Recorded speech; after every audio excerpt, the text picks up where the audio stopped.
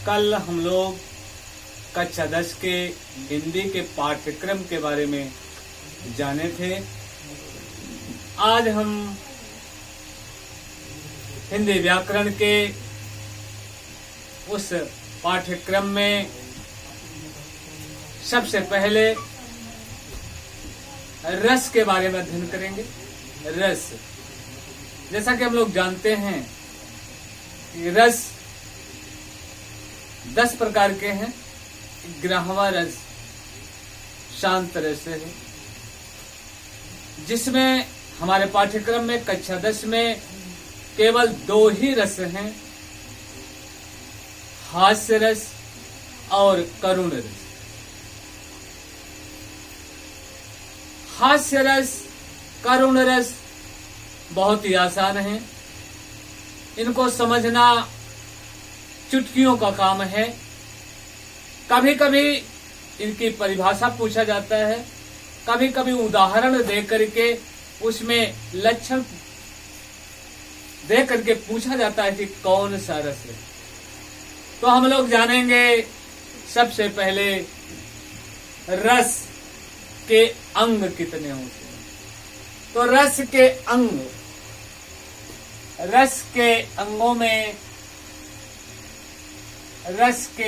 अंगों में मुख्य रूप से रस के 4 अंग माने गए हैं। कौन कौन? पहला, अस्थाई भाव। अस्थाई भाव। दूसरा रस का अंग है विभाव। तीसरा रस का मुख्य अंग है अनुभाव। और चौथा रस का अंग माना जाता है संचारी भाव। क्या माना जाता है? संचारी भाव। तो हम लोग अपने पाठ्यक्रम के जो 2 रस हैं उनके अस्थायी भाव को जान लेते हैं, तब हमें इसकी परिभाषा लिखने में आसानी हो जाएगी। तो हास्य रस का अस्थायी भाव होता है हास्य रस। इसका अस्थायी भाव होता है हास।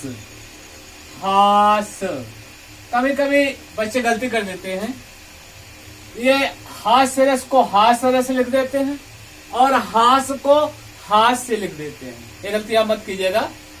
रस का नाम है हास्य रस, इसका अस्थायी भाव है हास। दूसरा करुण रस है। अपने पाठ्यक्रम में कक्षा 10 के यूपी बोर्ड के पाठ्यक्रम में करुण रस, इसका अस्थायी भाव होता है शोक। क्या होता है? शोक। अब हम लोगों ने जब जान लिया कि हमारे रसों का अस्थायी भाव क्या होता है, तब उसकी परिभाषा हम अपने ढंग से आपको बता रहे हैं। आप तुरंत ही समझ जाओगे कि इसकी परिभाषा हम कैसे लिखेंगे। चलो ठीक है, हमने रसों के अंगों को समझ लिया, रस के अस्थायी भाव को जान लिया, हास्य रस की परिभाषा जानिए। कुछ भी नहीं करना है, केवल यह हास नामक अस्थायी भाव, हास्य रस का अस्थायी भाव हास्य है, तो आप कहेंगे हास नामक अस्थायी भाव। हास्य रस की परिभाषा लिखेंगे। एक परिभाषा मैं बताता हूं, आप दोनों परिभाषाएं इसी से बता सकते हैं, और भी दूसरी परिभाषाएं तमाम हैं, लेकिन इस बेस पर, इस आधार पर आपको कम से कम इतना ही जान जाओगे तो परीक्षा में बहुत ही आसानी हो जाएगी, कभी भूलेगा भी नहीं। निश्चित रूप से आज अभी ही आपको कितने अंक मिल जाएंगे? 2 अंक। 2 अंक आपके निश्चित हो गए परीक्षा के। लिख करके रख लीजिए, यही आएगा, यही आप जो जान रहे हैं, जो जान जाएंगे। हास्य रस की परिभाषा लिखेंगे। हमने बताया इसका स्थायी भाव का नाम लीजिए। क्या नाम है इसका? हास। तो आप लिखेंगे इसकी परिभाषा में, हास नामक अस्थाई भाव। पहला अंग है, इनके चारों अंगों को क्रम से लिख दीजिए। हास नामक अस्थाई भाव, विभाव, अनुभाव,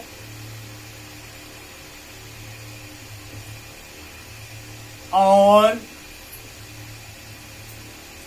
चौथा अंग क्या है? संचारी भाव। इसका चारों का नाम लिख लीजिए।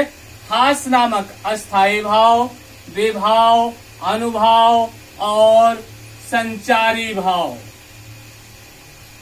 संचारी भाव, चारों अंगों का नाम ले लिया हमने। के संयोग, क्या? संयोग, बस। से, संयोग से इस रस की निष्पत्ति होती है। किस रस की? हास्य रस की। हास्य रस की निष्पत्ति होती है। निष्पत्ति, उत्पत्ति या उद्भव, चाहे जो लिख सकते हैं इसमें। तो निष्पत्ति होती है। परिभाषा आपकी तैयार होगी। देखा आपको, केवल एक परिभाषा के माध्यम से आप इस करुण रस की भी परिभाषा को इसी तरह व्यक्त कर सकते हैं। कैसे व्यक्त कर सकते हैं? हास्य रस में हमने हास नामक अस्थाई भाव कहा था, और करुण रस में जब करुण रस की परिभाषा लिखेंगे तो हम शोक नामक अस्थाई भाव लिखेंगे। करुण रस की परिभाषा आप अपने आप बना सकते हो। क्या है? शोक नामक अस्थाई भाव, विभाव, अनुभाव और संचारी भाव के संयोग से करुण रस की निष्पत्ति होती है। दोनों परिभाषाएं क्लियर हो गई, हास्य रस की भी और करुण रस की भी परिभाषा क्लियर। अब हमें रह गया इसका उदाहरण जानने के लिए। उदाहरण में बहुत ही सरल भाषा में आप लोगों को बता रहा हूं, सुनिए। हास्य रस की परिभाषा,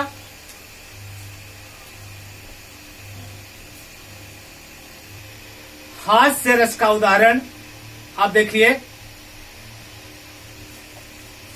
उदाहरण,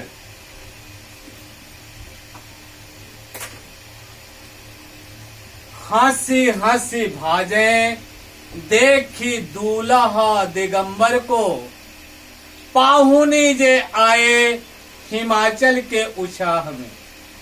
इतना ही है। क्या है? हंसी हंसी भाजें देखी दूल्हा दिगंबर को,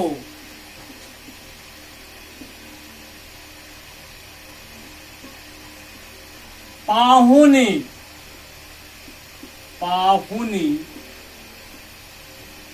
जे आए हिमाचल के उत्साह में। हिमाचल के उत्साह में। इतनी परिभाषा पर्याप्त है। क्या? भगवान शंकर की बारात में जब दूल्हा बनकर शंकर जी गए थे तो उनको देख करके, उनके रूप को देख करके जितने भी लोग थे, देख करके उनको हंस हंस करके भाग रहे थे। किसी व्यक्ति के विकृत रूप को, उसकी चेष्टाओं को, भावनाओं को आदि को देख करके मन में जो हंसी का भाव उत्पन्न होता है, उसी भाव को हास्य रस कहते हैं। तो यहाँ पर शंकर जी की बारात में शंकर जी को दूल्हा के रूप में देख करके बड़ी बड़ी जटाएं, गले में सांप की माला, कान में बिच्छू, राखी भस्म लगाए हुए इस प्रकार से दूल्हे को देख करके सभी लोग हंस हंस के भाग रहे हैं कि भाई देखो ये कैसे दूल्हा है। तो वही है, हंसी हंसी भाजे देखी दूल्हा दिगंबर को, पाहुन जे आए हिमाचल के उछाह में। समझ में आ गया होगा इसकी परिभाषा और हास्य रस का उदाहरण।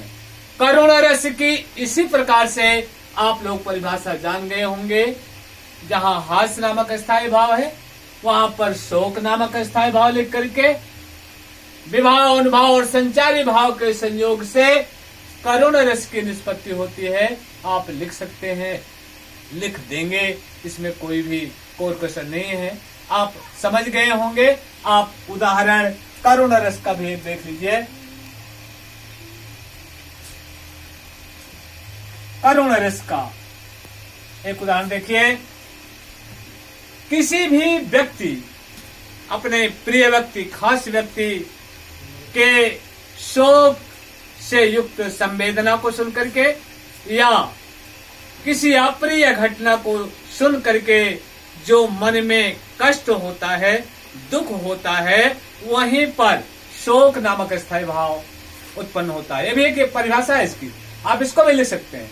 लेकिन जो मैंने बताया ये आसान तरीका है, और जो चाहे आप ये परिभाषा लिखें या दूसरी परिभाषा लिखें जो मैंने अभी बताया, दोनों सही। तो करुण रस की परिभाषा आप जाने, करुण रस का उदाहरण देख लीजिए, बता देता हूं।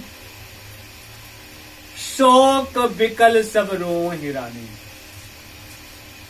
रूप तेज सील रूप गुण तेज बखानी। शोक बिकल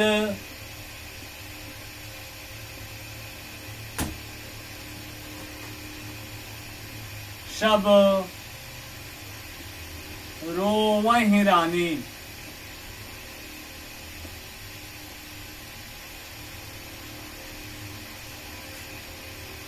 रूप शील गुण तेज बखानी। बहुत ही गोस्वामी जी की लाइनें हैं। शोक बिकल सब रोवहि रानी, रूप शील गुण तेज बखानी।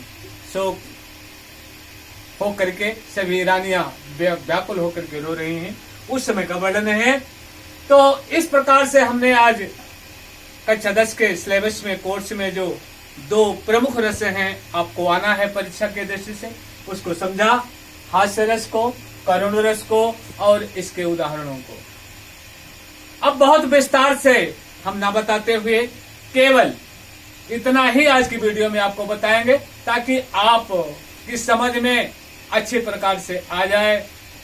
आगे वाले वीडियो में आपको हम कक्षा 10 के सिलेबस के छंद के बारे में बताएंगे, छंद की परिभाषा, और जो आपके सिलेबस में छंद है सोरठा और रोला, परिभाषा और उसका उदाहरण कैसे आप समझोगे, जानोगे, वो बताने का प्रयत्न करेंगे। आप लोग नियमित रूप से मन लगा करके पढ़िए, इसमें कोई भी दो राय नहीं है कि कक्षा 10 की परीक्षा आप अच्छे नंबर से नहीं उत्तीर्ण कर पाएंगे। बहुत ही अच्छा है आप जुड़े। राजेंद्र विजन पॉइंट में आपका हार्दिक स्वागत, अभिनंदन है, लाख लाख शुक्रिया है। आप लोग पढ़ते रहिए, मेहनत से पढ़ते रहें और अपने कोर्स को आगे बढ़ाते रहें। एक चीज और मैं बता देना चाहता हूं आपको, चाहे हाई स्कूल हो या इंटरमीडिएट हो, हिंदी ही एक ऐसा विषय है जो आपको आगे बढ़ाएगा, और हिंदी ही एक ऐसा विषय है जो आपको नीचे से गिरा भी देगा। क्योंकि अगर हिंदी में आप पास हैं तो आप निश्चित रूप से परीक्षा में पास माने जाएंगे। लेकिन अगर हिंदी में आप कहीं गड़बड़ा गए तो आप पास होते हुए भी फेल हो सकते हैं। इसलिए आप लोग तन मन से जुट जाइए। स्कूल कब खुलेगा, कैसे खुलेगा, देश में विषम परिस्थिति है, इसको देखते हुए हमें अपनी पढ़ाई तो करना ही होगा। हमें परीक्षा को पास ही करना होगा। अपना समय बेकार में नहीं बर्बाद करेंगे। हम समय दे करके, अपना बहुमूल्य समय दे करके परीक्षा की तैयारी के उद्देश्य से अपनी पढ़ाई को करते रहेंगे। बहुत बहुत धन्यवाद आपको। नमस्कार। जय हिंद।